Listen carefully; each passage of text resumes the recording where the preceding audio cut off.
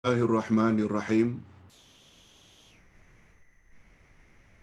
Alhamdulillah wassalatu wassalam ala Rasulillahi amma ba'd. Hadirin dan hadirat serta para pemirsa yang saya hormati, Assalamualaikum warahmatullahi wabarakatuh. Alhamdulillah, Alhamdulillah, kita bersyukur kehadirat Allah Azza wa Jalla.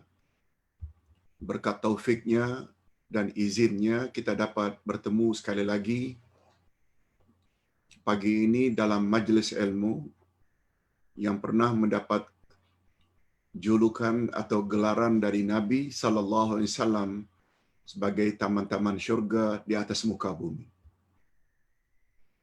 Topik kita pada hari ini agak menarik, yaitu rahasia dalam doa safar. Apakah rahasia di balik doa ini? Doa yang diajar oleh Nabi sallallahu alaihi wasallam bila kita ingin bepergian, traveling, safar. Kita baca dulu hadisnya. Hadis sahih riwayat Imam Muslim.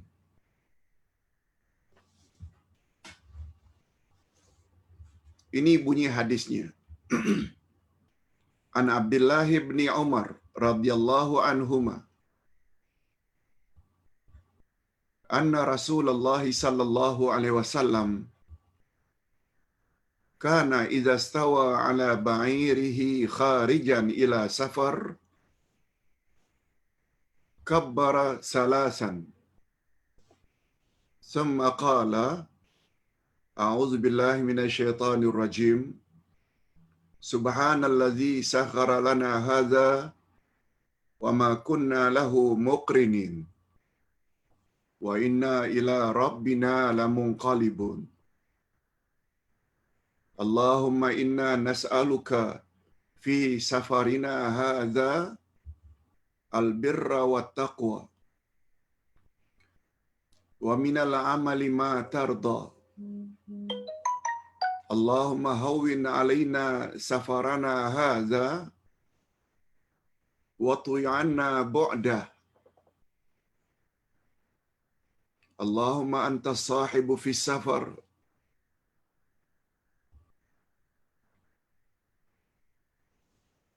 Allahumma anta sahibu fi safar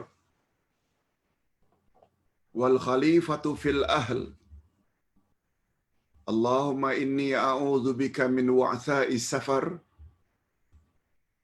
wa ka'abatil manzar wa su'il munqalab fil mali wal ahli wal walad. Wa idza raja'a qalahunna wa zadahunna ayibuna taibuna abidun li rabbina hamidun. Rawahu Muslim. Okey, kita terjemahkan dulu supaya mantap dalam memahami bahagian dari bahagian doa ini. Kita terjemahkan dulu, walau terjemah harfiah. Bila kita masih belum faham nanti, baru kita tambah dengan syarah al-hadis atau terjemah maknawiyah.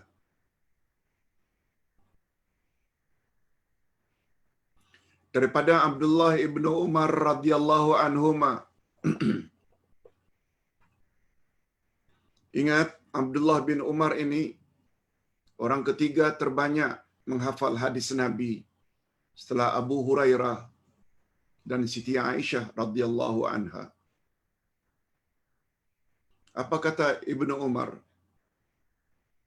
Sesungguhnya Rasulullah sallallahu alaihi wasallam apabila baginda sudah duduk di atas ontanya ketika akan keluar untuk safar perjalanan jauh, maka baginda bertakbir sebanyak 3 kali. Allahu Akbar, Allahu Akbar, Allahu Akbar. Begitu naik di atas ontanya,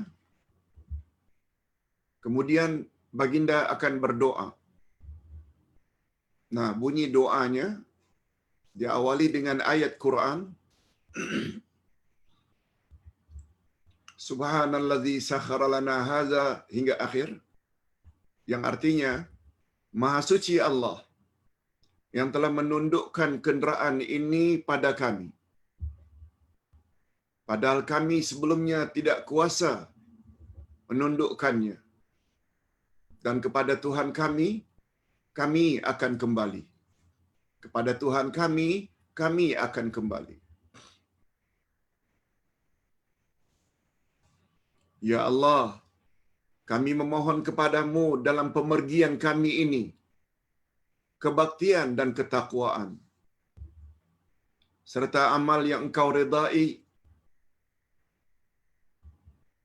Ya Allah, mudahkanlah pemergian kami ini dan dekatkanlah kejauhannya. Walaupun jauh, tapi Engkau dekatkanlah, Ya Allah. Ya Allah, Engkaulah kawan dalam pemergian dan pengganti terhadap keluarga yang ditinggalkan. Ya Allah, aku berlindung kepadamu dari kesukaran dalam pemergian ini, dalam safar ini. Kita minta agar Allah lindungi daripada kesukaran dalam perjalanan dan pemandangan yang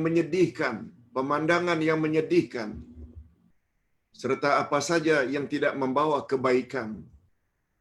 Tolong Engkau lindungi aku dari melihat perkara-perkara yang mengerikan, yang membahayakan, sama ada yang berkaitan dengan harta, sama ada yang berkaitan dengan ahli keluarga dan anak-anak.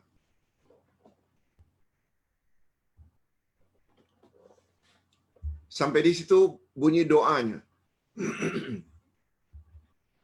Dan jika baginda kembali dari pemergian, maknanya haluan balik, baginda juga membaca doa yang sama macam doa pergi tadi, sambil menambahnya pula ketika haluan balik, selain doa tadi, Nabi tambah dengan ini, yaitu kami kembali dengan bertobat, menghambakan diri sambil mengucapkan puji-pujian hanya kepada Tuhan kami. Itu tambahannya. Hadis ini diriwayatkan oleh Imam Muslim. Hadis sahih. Sehingga kita tidak ragu lagi untuk mengamalkannya. Sungguh banyak dari kalangan kita yang tidak membaca doa ini. Hari ini kita ingin memperkenalkan doa safar, ini dia. Ustaz tidak nafikan juga ada doa-doa safar yang lain, tapi kita ingin ulas apa rahasia di balik doa safar yang ini nih. Sungguh bagus. Okey. Kita sebelum syarahkan hadis ini dan keluarkan rahasia di dalam doa ini, tidak kurang dari 12 rahasia, hikmah di balik doa ini. Sebelum itu, kita sebut dulu mukaddimah. Nah, dalam mukaddimah ini, Ustaz ingin awali orang-orang yang beriman yakin bahawa apapun jenis usaha yang dilakukannya, apa saja jenis usaha kerja yang dia lakukan, tidak akan berhasil tanpa taufik Allah. Taufik maknanya izin Allah. Walau hebat macam mana pun, tidak akan sampai ke destinasi kalau bepergian tanpa izin Allah. Orang beriman macam itu. Bekerja keras, berusaha dalam bisnes, mengharapkan untung dan laba, tak akan kesampaian tanpa izin Allah.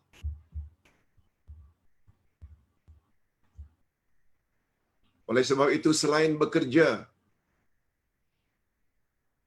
ia juga tidak pernah lupa memohon kepada Allah yang Maha Kuasa, memohon pertolongan.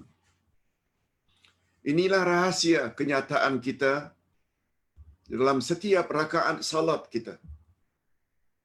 Iyyaka na'budu wa iyyaka nasta'in. Hanya kepada Engkau kami beribadat dan hanya kepada Engkau kami memohon pertolongan. Jadi kita tidak hanya membuat pengakuan beribadat hanya kepadanya, tetapi pada masa yang sama kita sambung, dan kepada Engkaulah juga kami memohon pertolongan. Sedikit ulasan, kata para ulama, ibadat disebut dahulu di sini. Iyyaka na'bud. Memohon pertolongan diletakkan nomor 2. Nasta'in. Dia memberi isyarat kita hendaklah bekerja dulu, baru berdoa. Bukan berdoa dulu, tapi bekerja dulu. Sebab kata para ulama, al-ibadatu amalun, wal amalu ibadatun. Ibadat itu kerja, dan kerja itu ibadat. Wa iyyaka nasta'in, maknanya baru kita berdoa setelah itu. Sebagaimana kita sebut tadi, usaha kita bukan penentu. Yang menentukan berhasil tidaknya usaha kita adalah Allah. Sebab itu selain bekerja, kita juga mesti minta pertolongan kepada Allah. Okey. Ungkapan ini iaitu iyyaka na'budu wa iyyaka nasta'in mengandungi maksud hanya berusaha saja tanpa memohon tidak akan sempurna, atau sebaliknya hanya memohon tanpa usaha juga tidak akan sempurna. Yang sempurna ialah bekerja dahulu, kemudian disusuli oleh doa atau permohonan.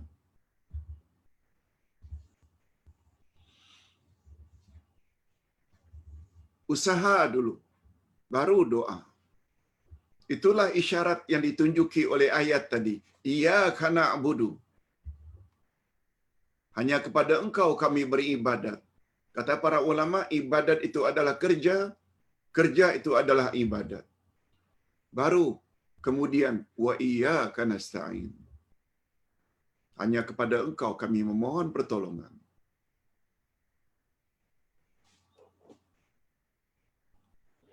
Setiap doa yang diajar oleh Rasulullah, setiap doa yang diajar oleh Rasulullah sallallahu alaihi wasallam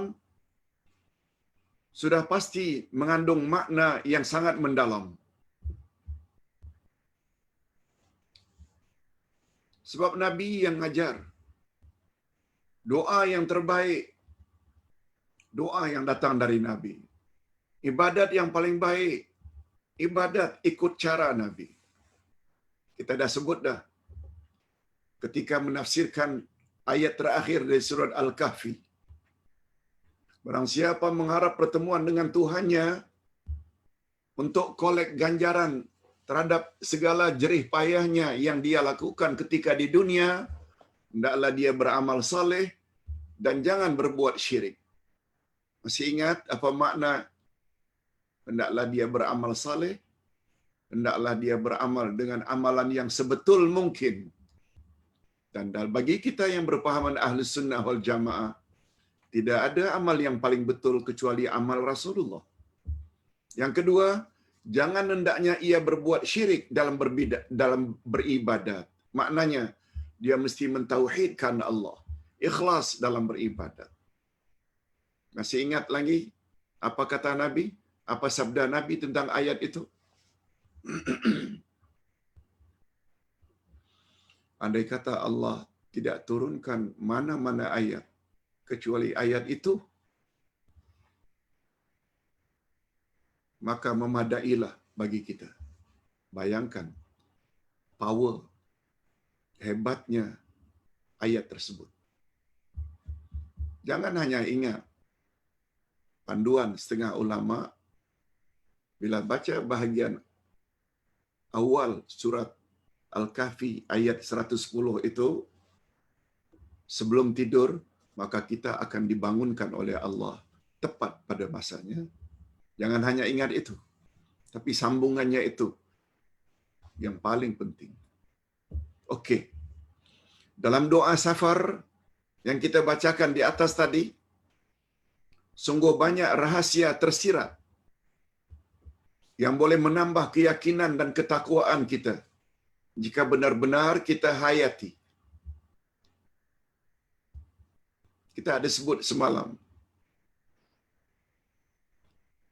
zikir tidak cukup disebut oleh lidah, tapi zikir juga perlu diingat, dihayati dalam hati akan makna-maknanya. Jadi prinsip yang sama kita ingin bawa dalam doa ini. Doa juga termasuk zikrullah. Maknanya ingat pada Allah. Okey.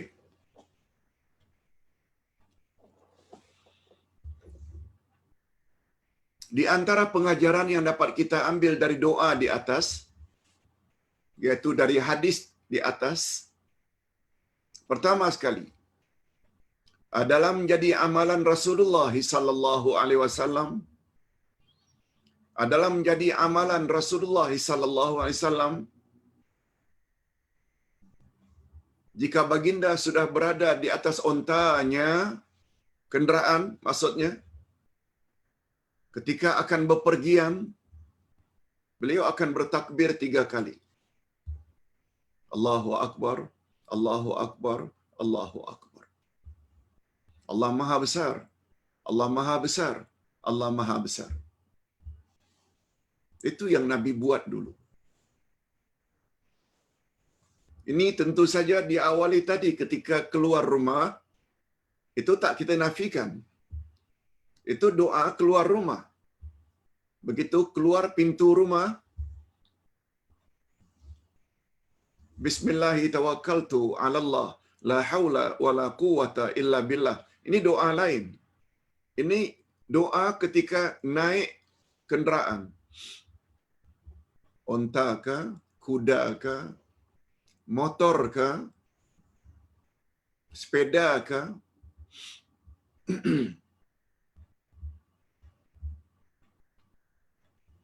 naik tren ke, komuter ke, MRT, LRT. Tapi ini ya khas untuk pemergian jauh. Sebab digunakan istilah safar ini, safar mesti membawa kepada perjalanan jauh. Rasulullah sallallahu alaihi wasallam jika akan memulai suatu, biasanya baginda akan memulainya dengan takbir. Baginda biasanya bila akan memulai sesuatu pekerjaan, biasanya beliau akan awali dengan takbir. Allahu Akbar, Allahu Akbar, Allahu Akbar. Contohnya ketika azan, diawali dengan Allahu Akbar, Allahu Akbar dulu. Ketika iqamah atau qamat, Allahu Akbar, Allahu Akbar dulu. Ketika akan memulai salat, Allahu Akbar. Ketika akan memulai tawaf juga Allahu Akbar sambil melambai ke arah Hajarul Aswad. Ketika sa'i juga demikian dan lain-lain. Semuanya diawali dengan Allahu Akbar. Apa makna Allahu Akbar? Allah Maha Besar. Seolah-olah membawa makna, apa saja pekerjaanku ini, kalau tidak mendapat restu Allah, tak akan berjaya. Allahu Akbar. Ini semua sebagai pengakuan. Ini semua mengawali sesuatu itu dengan Allahu Akbar. Dia mengandung makna pengakuan kita. Betapa kecilnya kita. Berapa kerdilnya kita. Betapa lemahnya kita di hadapan Allah.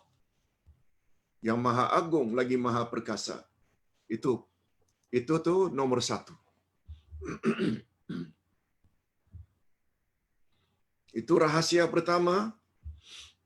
Mengapa diawali dengan Allahu Akbar? Pengajaran yang kedua. Kenderaan yang dimaksudkan tidak terbatas hanya pada onta. Sebagaimana kenderaan yang popular di zaman jahiliyah. Onta, kuda, tidak. Maksud kenderaan di sini semua jenis kenderaan. Apakah kenderaan laut, kapal, bahtera, kolek, bot, kenderaan darat, kereta, komuter, kereta api, MRT, LRT, ataupun udara, helikopter, kapal terbang, jet. Yang dimaksudkan dengan kenderaan, naik kenderaan tadi awali dengan Allahu Akbar 3 kali. Semua jenis kenderaan. Nabi tidak sebutlah MRT, komuter. Nabi tidak sebutlah kapal terbang. Sebab semua itu tidak wujud di zaman Nabi sallallahu alaihi wasallam. Tapi pemahamannya semua jenis kenderaan. Oleh sebab itulah Nabi Nuh alaihi salam naik kenderaan juga sehingga beliau dan orang-orang beriman terhindar daripada banjir, tenggelam. Nabi Nuh alaihi salam berkata kepada penumpang bahteranya. Apa kata Nabi Nuh? Diceritakan oleh Allah di dalam surat Hud atau surat 11 ayat 41. Irkabu fiha bismillahi majriha wa mursaha inna rabbi laghafurur rahim. Begitu kata Nabi Nuh mengajar penumpangnya, penumpang bahteranya. Dan Nuh berkata, naiklah kamu sekalian ke dalamnya dengan menyebut nama Allah. Bismillah. Di waktu berlayar dan berlabuh. Kita berlayar dan berlabuh ini semuanya dengan nama Allah. Sebutlah Bismillah. Sesungguhnya Tuhanku benar-benar Maha Pengampun, lagi Maha Penyayang. Ini diceritakan oleh Allah dalam Al-Quranul Karim tentang nasihat Nabi Nuh kepada penumpang bahteranya. Dah dua dah. Bahwa kenderaan yang kita naiki itu bukan hanya onta, tapi semua jenis kenderaan. Yang ketiga, pengajaran yang ketiga.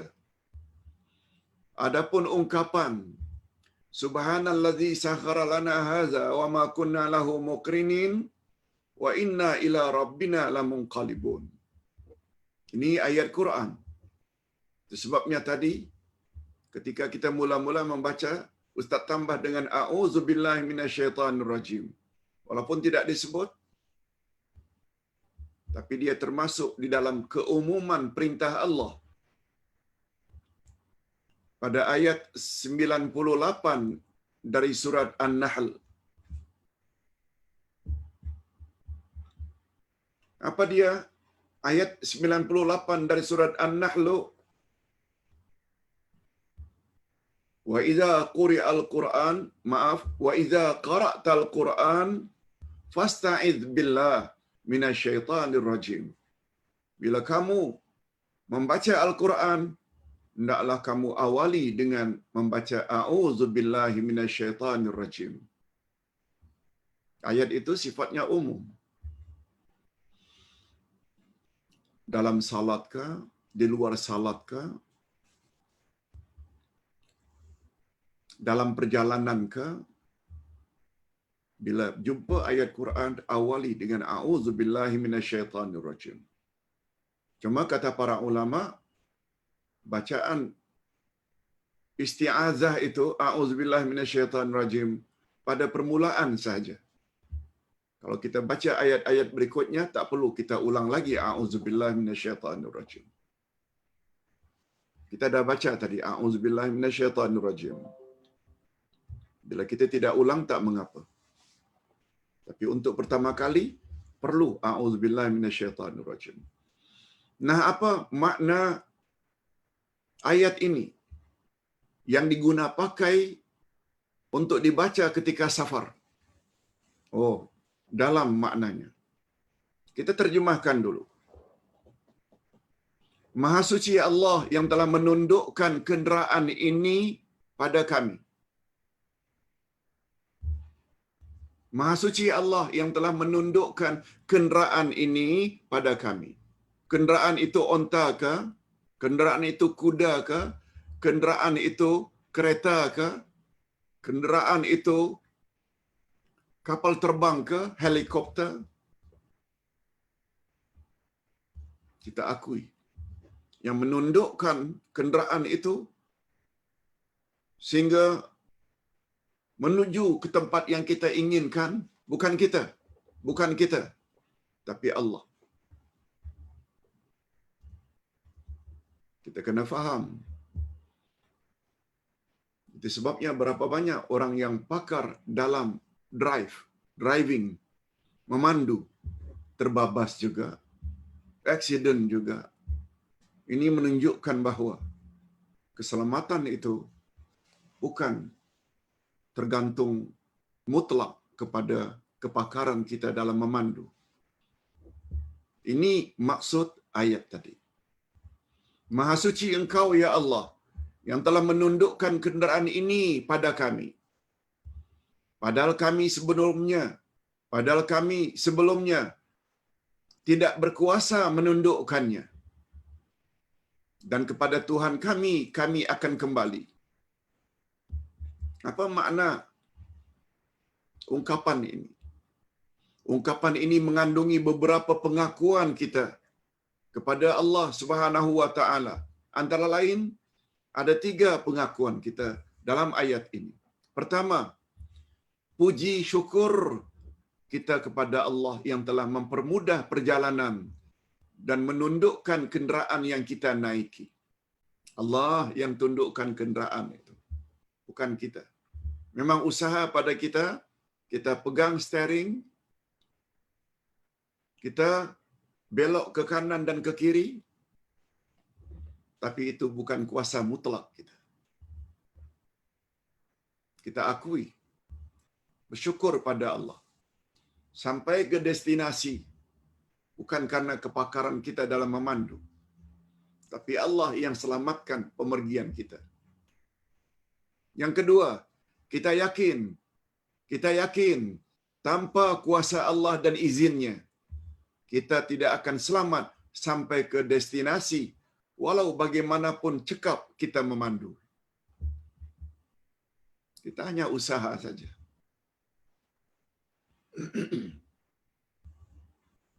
Yang ketiga,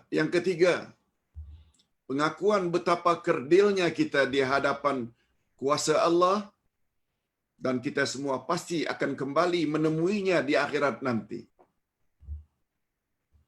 Wa inna ila rabbina lamunqalibun. Mengapa doa ini kita baca sempena pemergian? Yaitu pengakuan di dalam hati kita bahawa kita ni pergi sebenarnya sama dengan pergi ke arah kematian.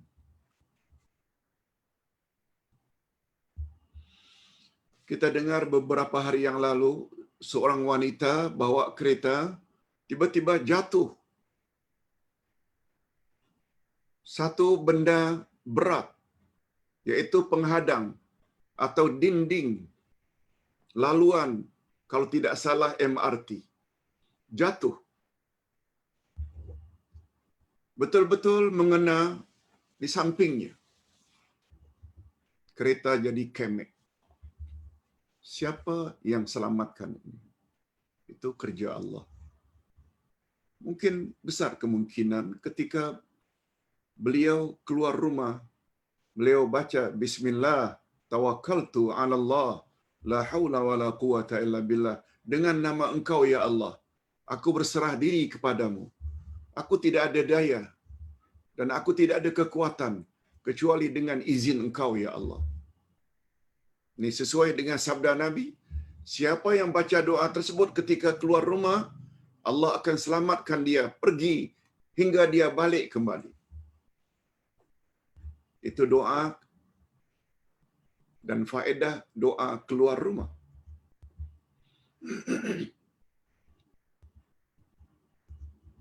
Kalau Allah Subhanahu Wa Taala tidak jatuhkan betul-betul di atas kepala, adatnya memang tak selamat.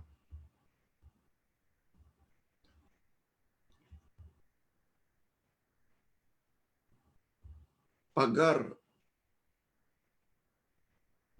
MRT itu yang seberat itu dari ketinggian yang sekian tinggi jatuh menimpa kereta.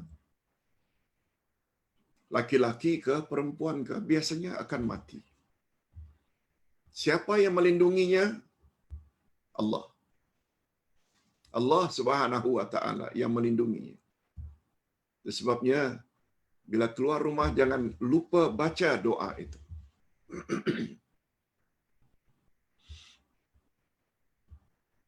Itu sebabnya Ustaz pernah baca kitab Imam Ibnul Qayyim. Pada satu hari beliau menaiki keledai. Tiba-tiba tersorok ke dalam lubang. Beliau baru teringat, ya Allah, ya Allah, aku lupa tadi ketika keluar rumah baca Bismillahi tawakkaltu 'ala Allah, la haula wala quwata illa billah. Itu sebabnya nasihat Ustaz, usahakan jangan lupa. Kalau kawan kita lupa pun kita ingatkan. Kalau anak-anak kita atau suami kita, isteri kita lupa bepergian, di muka pintu ingatkan doa tersebut. Doa tersebut cukup power. Yang dapat menyelamatkan kita dalam perjalanan. Perjalanan jauh ke dekat ke. Ustaz, bila pergi ke pasar pun Ustaz akan baca doa itu. Akan pergi ke masjid pun ke surau Ustaz baca doa itu. Manalah tahu. Keluar pagar saja kita dilanggar oleh kereta. Dilanggar oleh motor. Dan lain-lain. Baca itu. Bismillah, tawakkaltu 'ala Allah, la haula wala quwata illa billah. Jadi seolah-olah ayat ini memberi gambaran bila kita keluar rumah itu seolah-olah kita pergi mati. Wa inna ila rabbina lamunqalibun, dan kepada Tuhan kami saja kami akan kembali.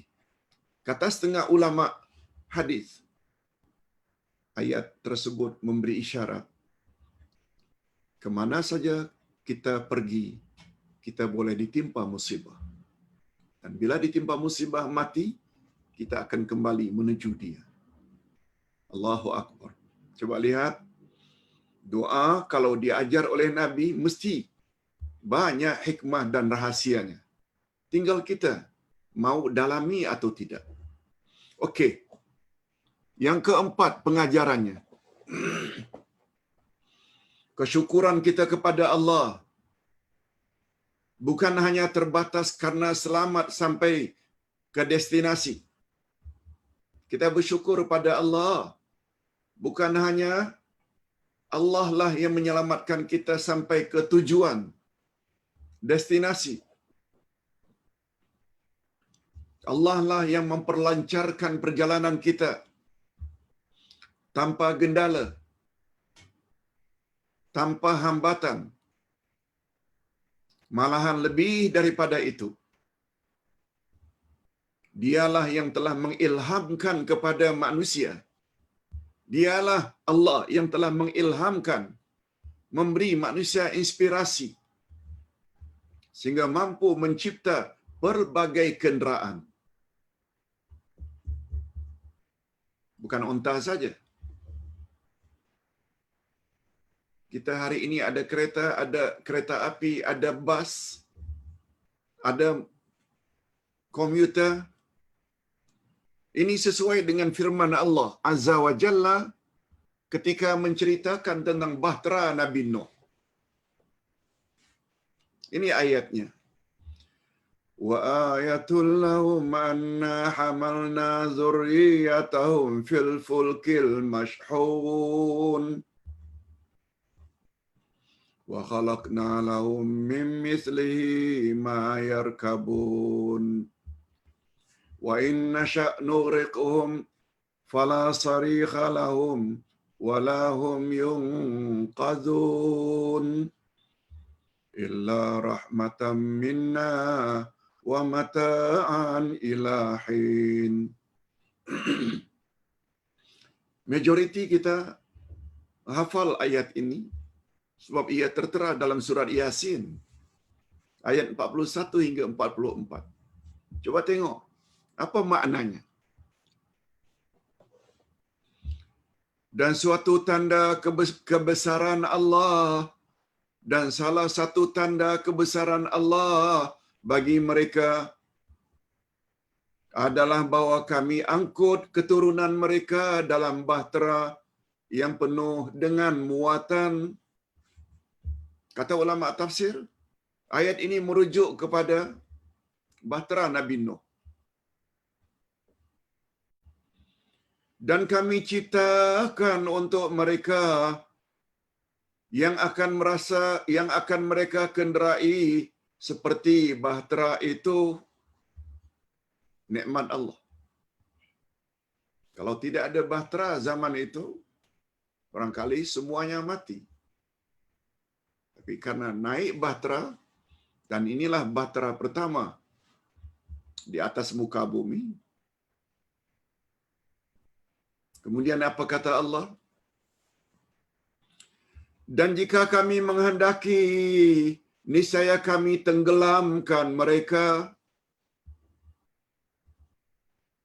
maka tiadalah bagi mereka penolong dan tidak pula mereka diselamatkan. Tetapi kami selamatkan mereka karena rahmat yang besar dari kami dan untuk memberikan kesenangan hidup sampai kepada suatu ketika.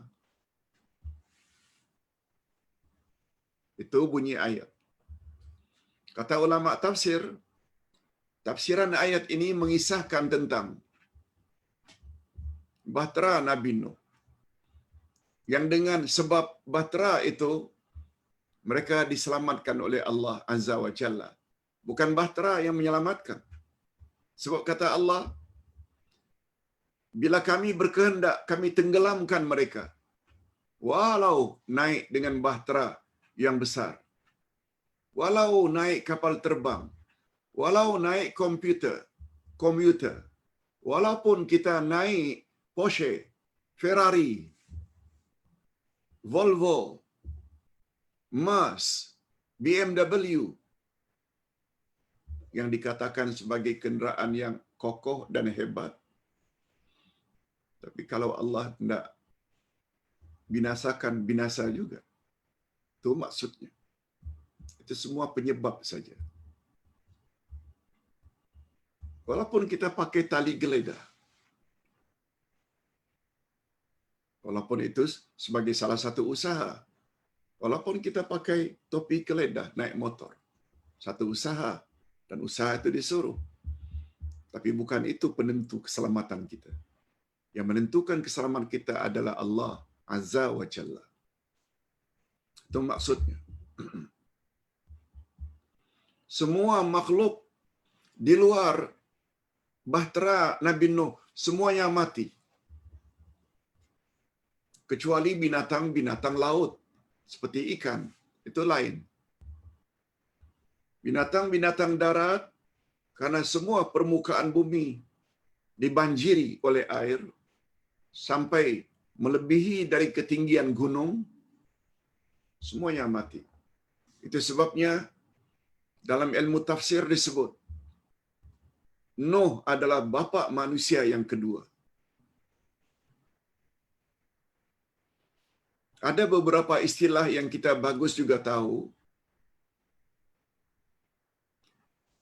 Adam adalah Abul Bashar Al-Awwal. Adam adalah bapa manusia yang pertama, Al-Awwal. Abul Bashar, Abu bapa, Al-Bashar manusia, insan, Al-Awwal. Abul Bashar Al-Awwal, Nabi Adam. 1000 tahun setelah Adam wafat, muncul Nabi Nuh. Walaupun beliau berdakwah 950 tahun siang malam, yang beriman hanya 80 orang lebih saja. Lalu Allah Subhanahu wa taala hukum kaumnya yang durhaka itu dengan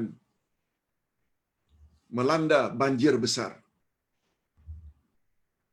Tapi sebelumnya Nabi Nuh disuruh oleh Allah buat bahtera. Ringkas cerita, orang beriman semuanya masuk di dalam bahtera, lalu berlayarlah. Manusia yang selamat zaman itu hanya yang ada dalam bahtera. Itu sebabnya Nabi Nuh dipanggil Abul Bashar As-Sani, bapa manusia yang kedua. Sebab semua manusia di luar bahtera itu semuanya mati. Termasuk anaknya Kanaan yang durhaka. Termasuk istrinya yang durhaka.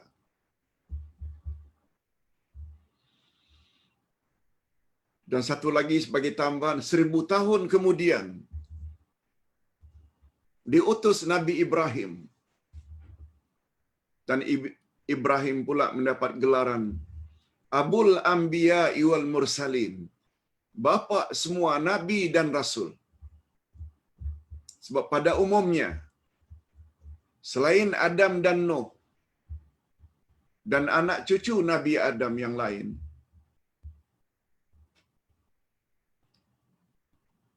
majoriti nabi dan rasul adalah dari keturunan Ibrahim.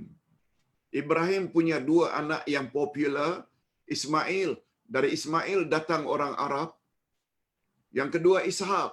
Dari Ishak ini muncul akhirnya Bani Israel. Jadi Nabi dan Rasul kalau tidak Arab, Bani Israel. Tidak Bani Israel, Arab. Itu sebabnya Nabi Ibrahim mendapat gelaran bapa para Nabi dan Rasul. Abul Anbiya wal Mursalin. Sedangkan Nabi yang terakhir pula dapat gelaran tersendiri, Sayyidul Anbiya wal Mursalin. Dari segala Nabi dan Rasul, yang menjadi penghulu semua Nabi dan Rasul adalah Nabi Muhammad sallallahu alaihi wasallam. Ini ajarannya. Tak hebat ke? Hebat. Bagi orang yang mau merenung. Ini, pagi ini Ustaz ajak kita, mari kita renung bersama di balik doa safar yang diajar oleh Nabi Muhammad sallallahu alaihi wasallam. Oleh sebab itu, bila berzikir, berdoa, utamakan doa dan zikir yang datang dari Nabi sallallahu alaihi wasallam. Sebab di setiap doa dan zikir yang Nabi ajar mesti ada rahasia yang kita tak mampu kadang-kadang untuk memahaminya. Kita tahu ke tak tahu ke rahasia di balik doa, zikir yang diajar oleh Nabi, itu tak mustahak. Yang mustahak, segala yang datang dari Nabi adalah the best. Okey, kita teruskan yang kelima. Rahasia yang kelima. Malahan semua bahan untuk membuat kenderaan juga datang daripada Allah. Nak buat sampan ke, kolek ke, bahtera yang dibuat dari kayu. Kayu siapa yang bagi? Nak buat kapal terbang ke, yang dibuat dari besi, aluminium. Besi dan aluminium itu anugerah siapa? Nak buat kenderaan darat ke, laut ke, udara, semua bahan. Kita hanya menyusun saja. Bahan itu semuanya datang daripada Allah. Ini penjelasannya. Anugerah itu semata-mata untuk menjaga keselamatan manusia. Mengapa kebanyakan manusia tidak bersyukur? Ini masalah manusia. Allah Subhanahu Wa Taala beri mereka bukan hanya nikmatul ijad, nikmat mengadakan mereka dari tiada menjadi ada. Allah juga yang telah menganugerahkan mereka nikmatul imdad. Segala keperluan mereka, makan, minum, pakaian, tempat, oksigen, semua Allah yang bagi. Mengapa kita tak pandai bersyukur? Itu sebabnya Allah berjanji pada ayat 7 surat Ibrahim, la in syakartum la azidannakum.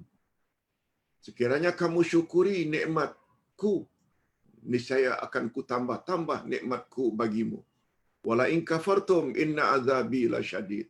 Jika kamu kufur nikmat, ingat azabku sangat pedih. Itu ingatan, warning daripada Allah. Allah Subhanahu Wa Taala dalam hal ini menyebut tentang nikmat yang beliau buat, yang beliau bagi kepada Nabi Daud. Wa 'allamnahu san'ata labusin lakum lituhsinakum min ba'sikum fahal antum syakirun. Dan telah kami ajarkan kepada Daud membuat baju besi untuk kamu, guna memelihara kamu di dalam peperanganmu. Maka hendaklah kamu bersyukur kepada Allah. Sebabnya kata ulama tafsir, orang yang mula-mula membuat baju besi adalah Daud. Daud adalah seorang nabi yang mempunyai kelebihan, mukjizat yang tidak ada pada nabi yang lain, hatta Nabi Muhammad, yaitu beliau dapat lembutkan besi.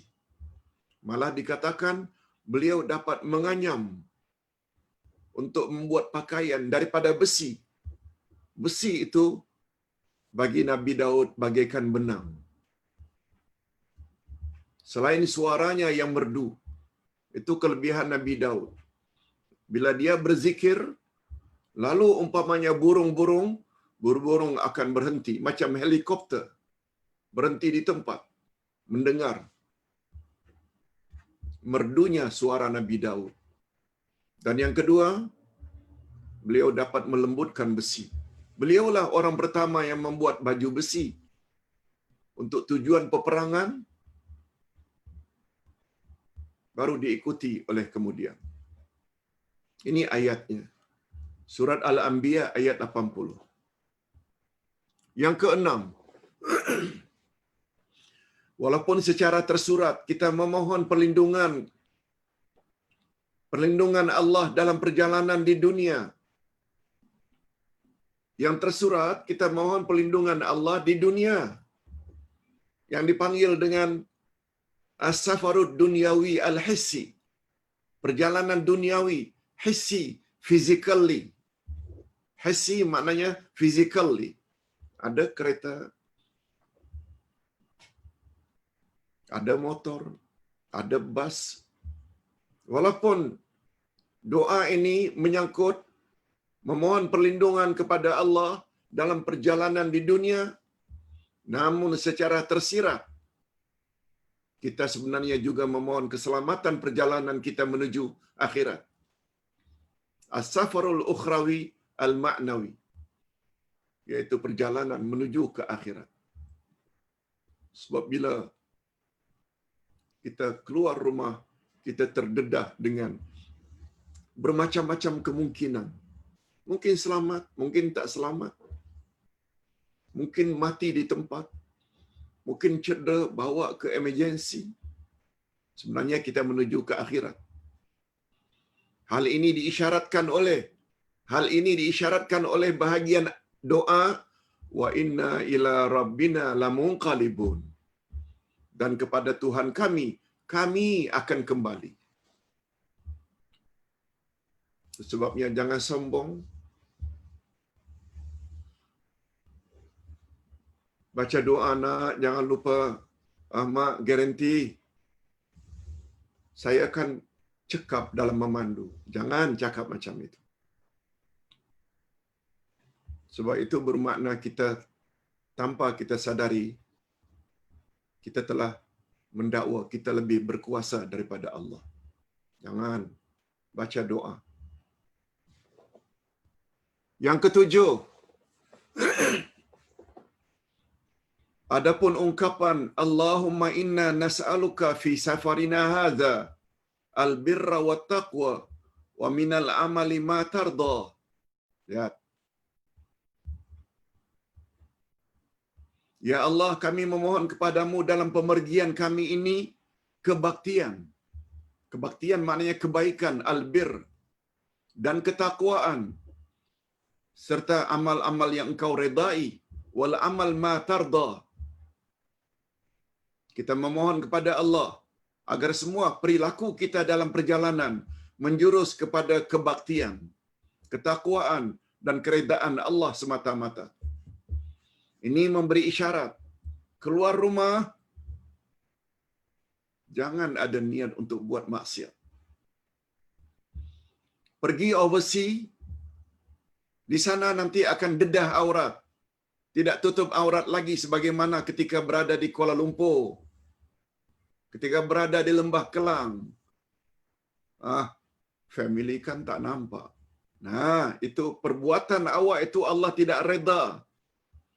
Mudah-mudahan dengan membaca doa ini, kita minta pada Allah, ya Allah, kiranya semua perilakuku dalam perjalanan, pergi dan balik, engkau redai belaka, ya Allah. Jangan buat perkara yang mengundang kemurkaan Allah. Mentang-mentang jauh lalu berzina, mentang-mentang jauh lalu berjudi, mentang-mentang jauh dari pandangan family, lalu minum arak. Yang ke-8, kebaktian al-birru, mencakupi amal bakti kepada Allah dan amal bakti kepada sesama manusia. Salat tak tinggal, tolong orang dalam perjalanan bila kesusahan, itu semuanya albir. Jumpa orang aksiden, ke tepi sebentar, tawarkan, perlu saya tolong. Itu albir. At-taqwa pula, ketakwaan dengan makna taat kepada Allah, dengan melaksanakan suruhannya dan menjauhi larangannya. Bila perjalanan jauh, kita tunggu, kita singgah, R&R, rehat dan rawat. Barangkali untuk makan, untuk minum, barangkali untuk salat, jamak dan qasar, itu dia ke arah takwa. Adapun amal yang diredai oleh Allah, al-amalu ma tarda, juga kita minta, yaitu melakukan amalan-amalan yang disukai oleh Allah dan menjauhi apa yang dibenci oleh Allah. Jika suatu pemergian memenuhi 3 syarat di atas. Apa dia syarat 3 di atas? Pertama, albir, kebaikan, kebaktian. Yang kedua, takwa, buat suruhan Allah, jauhi larangan Allah. Yang ketiga, amal-amal yang diredai oleh Allah. Jika suatu pemergian memenuhi 3 perkara tersebut, maka itulah pemergian yang diberkati oleh Allah dan membawa keuntungan dunia akhirat. Dunia akan selamat, pergi dan balik, dan andai kata ditakdirkan oleh Allah, kita tidak selamat, syurga menunggu di sana. Itu makna keberuntungan. Oleh itu, adalah sangat bercanggah dengan makna doa ini jika seseorang yang bepergian tetapi justru banyak melakukan maksiat. Berzina, berjudi, minum arak, dedah aurat.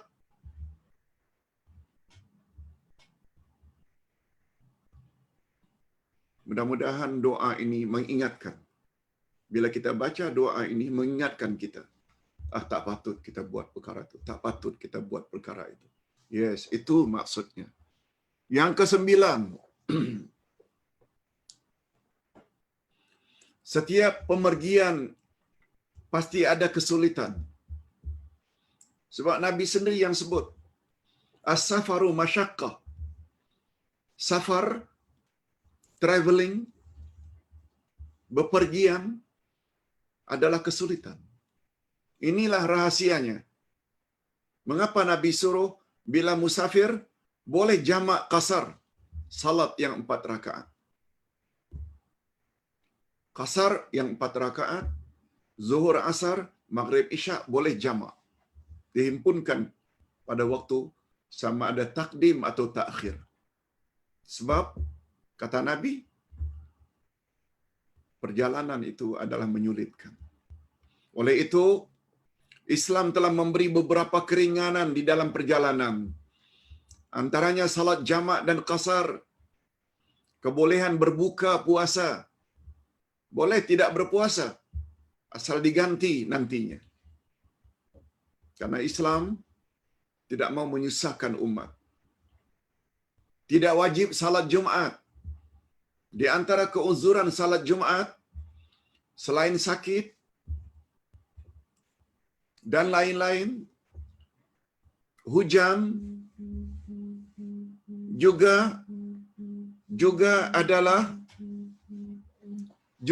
adalah termasuk safar, termasuk keringanan kepada orang untuk tidak salat Jumat. Boleh ganti dengan zuhur. Walaupun dia mampu salat Jumat. Kalau mampu silakan, tapi kalau dia lebih memilih untuk salat zuhur juga boleh. Begitu maknanya keringanan yang diberi oleh Allah Azza wa Jalla kepada kita umat Nabi Muhammad sallallahu alaihi wasallam.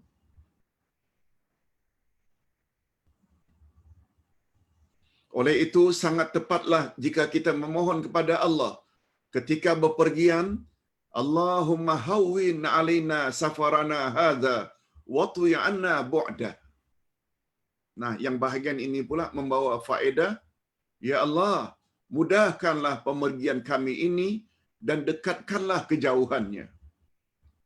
Berapa banyak pemergian yang jauh tetapi dipermudahkan dan dilancarkan oleh Allah Subhanahu wa taala. Berapa banyak? Walaupun jauh. Sedangkan terkadang-kadang terdapat perjalanan yang jaraknya dekat tetapi mengalami berbagai kesukaran. Ini semua kerja Allah. Itu sebabnya kita minta supaya dekatkan perjalanan dan permudahkan. Yang ke-10. Oleh itu, karena tiada teman yang paling baik sebagai pendamping kecuali Allah.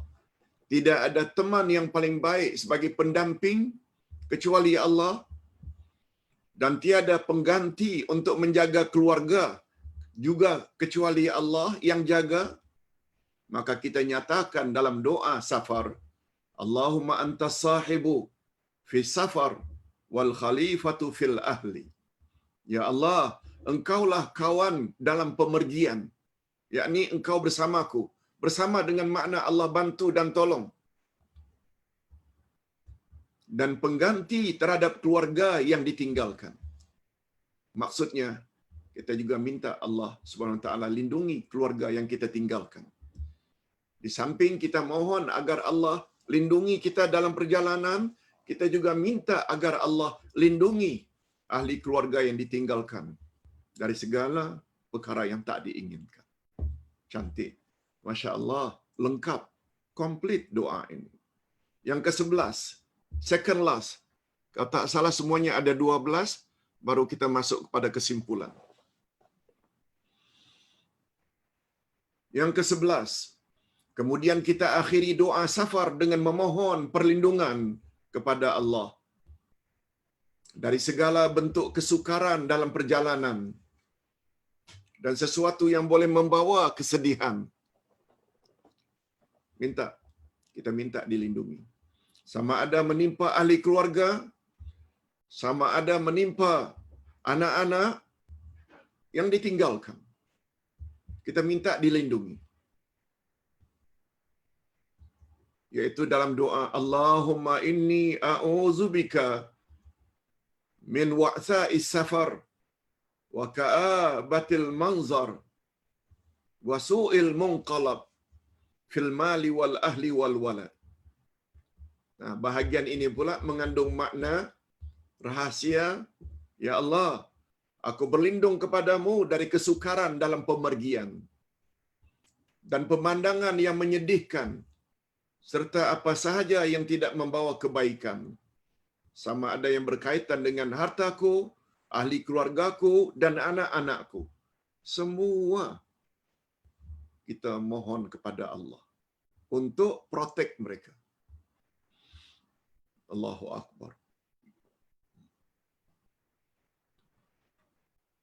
Mana-mana doa yang diajar oleh siapapun hebatnya, tak akan boleh menandingi doa yang diajar oleh Nabi ini. Itu sebabnya bila baca itu, fahami maknanya. Nah, yang terakhir, yang ke-12. Adapun ketika akan pulang dari safar, ini haluan balik. Kita disuruh oleh Rasulullah sallallahu alaihi wasallam agar membaca doa yang sama. Doa yang sama. Haluan balik, naik kenderaan Allahu Akbar 3 kali. Baca ayat subhanallazi sakhkhara lana hadza wa ma kunna lahu muqrinin juga. Cuma ini ada tambahannya pada bahagian akhir.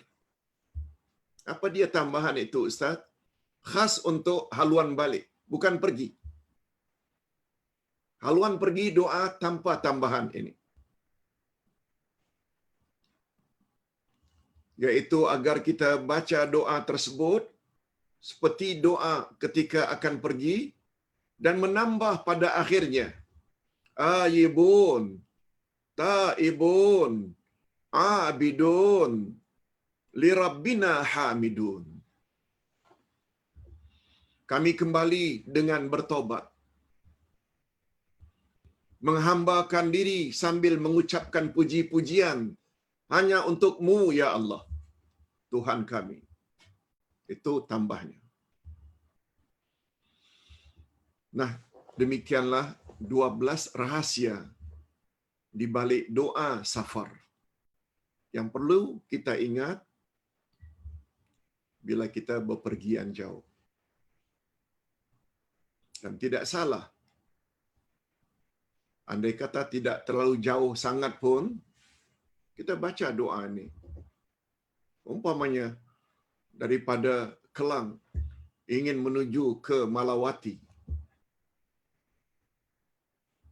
dari Bangi ingin pergi ke Gombak, tak ada salahnya. Tidak semestinya perjalanan jauh. Cuma perjalanan jauh itu lebih utamalah doa semacam ini dibaca. Okey, kita sampai ke bahagian kesimpulan. Di dalam doa safar di atas, banyak mengandungi pengajaran. Antaranya yang pertama, doa safar ini mencakupi permohonan untuk mendapat kebaikan agama dan juga kebaikan dunia. Kalau kita fahami tadi makna bahagian demi bahagian, bukan dunia kita dapat kebaikan, iaitu keselamatan dalam perjalanan, tanpa hambatan, tanpa halangan, juga akhirat kita. Juga akhirat kita. Di mana akhiratnya? Kalau selamat pun, kita dapat pahala. Dan pahala itu nanti akan diberi oleh Allah di akhirat. Andai kata tak selamat pun dengan takdir Allah, kita termasuk orang yang diridai oleh Allah Azza wa Jalla. Yang kedua, kesimpulan yang kedua, memohon agar terhindar dari segala perkara yang dibenci dan membahayakan diri. Bukan diri saja, keluarga, harta, dan anak-anak yang ditinggalkan, yang tidak ikut serta di dalam perjalanan. Mohon, lengkap. Bukan hanya isteri, anak, ibu bapa, keluarga, juga harta yang kita tinggalkan. Rumah daripada terbakar, masuk pencuri ke rumah, mengambil barang-barang berharga, semuanya Allah akan protect. Dan yang terakhir, kesimpulannya, mensyukuri segala nikmat Allah sambil memohon agar senantiasa di dalam ketaatan, sama ada dalam perjalanan atau setelah kembali ke pangkuan keluarga. Ini lebih-lebih lagi bagi mereka yang akan pergi umrah, mereka yang akan pergi haji. Doa ini sangat-sangat mustahab. Hadirin dan hadirat, sampai di sini dulu penjelasan tentang rahasia di balik doa safar. Dan berikutnya, Ustaz coba jawab kalau ada beberapa pertanyaan untuk Ustaz beri sedikit pencerahan semampu yang Ustaz boleh. Wabillahi taufiq wal hidayah. Wassalamualaikum warahmatullahi wabarakatuh.